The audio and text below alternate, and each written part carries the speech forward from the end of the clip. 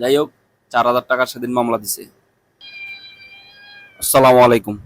আপনারা যারা এই যে ভিক্টর বাসটা দেখতেছেন না, আমি 2013 সাল থেকে 2023 সাল পর্যন্ত ঢাকায় কাটাইছি।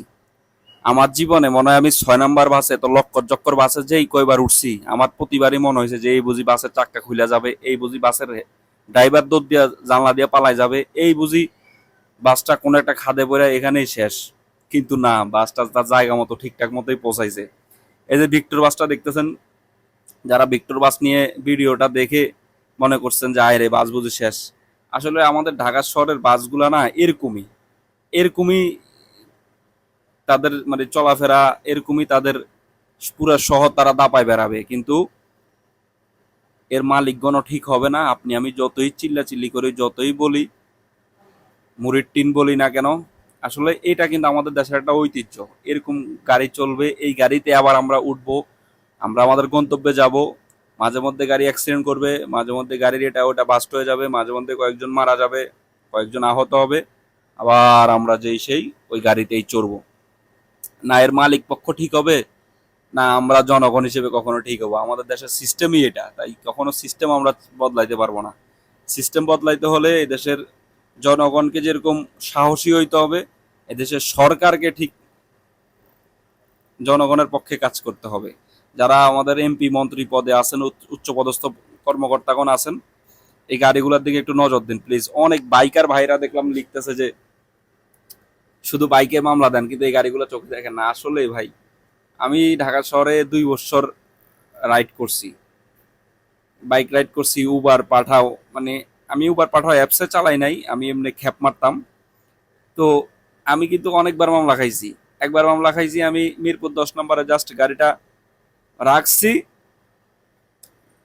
মিরপুর 10 নম্বর জাস্ট গাড়িটা আমি রাইখা, ওটা মনে হয় শাহালি মার্কেট না কি জানি একটা মার্কেট, আমি ওই মার্কেটে জাস্ট কিছু একটা কারণে নামছি। আমি কিন্তু তখন রাইডের জন্য যাই নাই, আমি গেছি আমার একটা কাজে। জাস্ট গাড়িটা রাইখা আমি আসছি, আসার পরে দেখি যে ওমা, সার্জেন্ট আমার গাড়ির চাবি নিয়ে যাইতেছে। আমি জিজ্ঞেস করলাম কেন, বলতেছে এখানে অবৈধ পার্কিং। অথচ আমার সামনে পিছনে না হইলো অন্তত 25 থেকে 30টা গাড়ি পাঠাও উবার রাইড খ্যাপ মারার জন্য দাঁড়াই ছিল, তাদেরকে দেয় নাই, কারণ হয়তো তাদেরকে চিনে, সার্জেন্ট তাদেরকে চিনে, যার কারণে তাদেরকে মামলা দেয় নাই। আমার গাড়িটাকে আমাকে চিনে না, তাই আমার গাড়ি এসে ধরছে। দু একটা তো ধরতে হবে, দু একটা না ধরলে তো তারও সংসার চলবে না। আবার না ধরলে তো প্রশাসনকেও মানুষ বলবে যে তারা মামলা দেয় না। যাই হোক, 4,000 টাকা সেদিন মামলা দিছে। তো এই হলো আর কি বিষয়বস্তু, যে আসলে আপনার আমার জন্য সিস্টেম চেঞ্জ করতে হবে, জনগণকে আগে আসতে হবে, ঠিক সরকারকেও আগে আসতে হবে। এই ধরনের বাসগুলা যে চলে, আমরা যে বলি এটাই সিস্টেম, এই সিস্টেমটাকে আমাদের চেঞ্জ করতে হবে। সিস্টেম কিভাবে চেঞ্জ করবেন চলেন একটু বলে দেই। দেখেন, পুলিশ হেলমেটের জন্য মামলা দেয়। আমার মনে হয় পুলিশ 3,000 টাকা, 2,000 টাকা, 2,500 টাকা হেলমেটের জন্য মামলা না দিয়ে তৎক্ষণাৎ তারা দিয়ে একটা হেলমেট কিনাবে। 700 টাকা, 800 টাকা, 1,000 টাকা, 1,200 টাকা, 1,500 টাকা, যাই হোক, তৎক্ষণাৎ তারা দিয়ে একটা হেলমেট কিনাবে।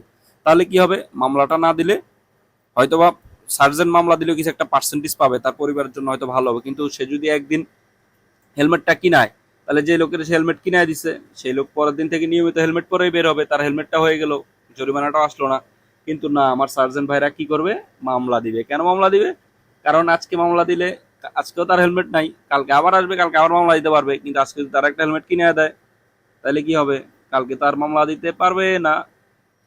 তো যাই হোক, এটাই করতে হবে, মামলা না দিয়ে তাকে সুযোগ করে দিতে হবে যে দাও তুমি আজকে একটা হেলমেট কিনো, আমি যখন মামলা দিলাম না 3,000 টাকার বাঁচা দিলাম, তুমি 1,500 টাকা দিয়ে 1,000 টাকা দিয়ে একটা সুন্দর হেলমেট কিনে নাও।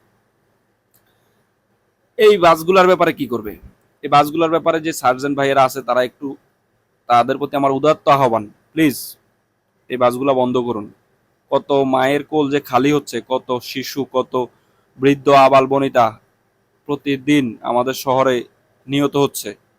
আমরা যারা প্রবাস জীবনে আছি তারা কিন্তু একটা সিস্টেমের ভিতরে চলি, আমাদের গাড়িগুলো কিন্তু উল্টা দিক থেকে টুস করে গাড়ি এসে মাইরা দেয় না। রাস্তার ডিভাইডার, বাম সাইডে বাম লেনে গাড়ি চলবে, ডান সাইডে ডান লেনে গাড়ি চলবে, যাওয়ার গাড়ি এক সাইডে, আসার গাড়ি অন্য লেনে, মুখামুখি সংঘর্ষ হওয়ার চান্স 99.9% কম।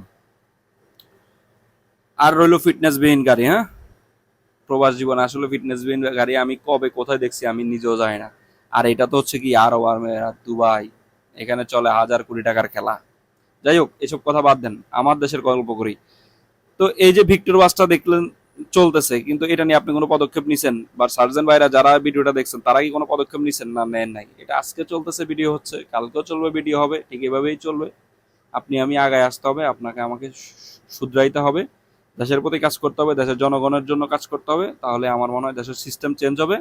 এই গাড়িগুলা আর রাস্তায় চালাবেন না প্লিজ। যদি কোনো ড্রাইভার ভাই আমার ভিডিওটা দেখে থাকেন, এরকম গাড়ি নামার আগে অন্তত আপনার পরিবারের কথা চিন্তা করেন। আপনি কি আপনার পরিবারকে এই গাড়িতে উঠাইতেন? আপনার পরিবার নিয়ে আপনি এই গাড়িতে উঠতেন?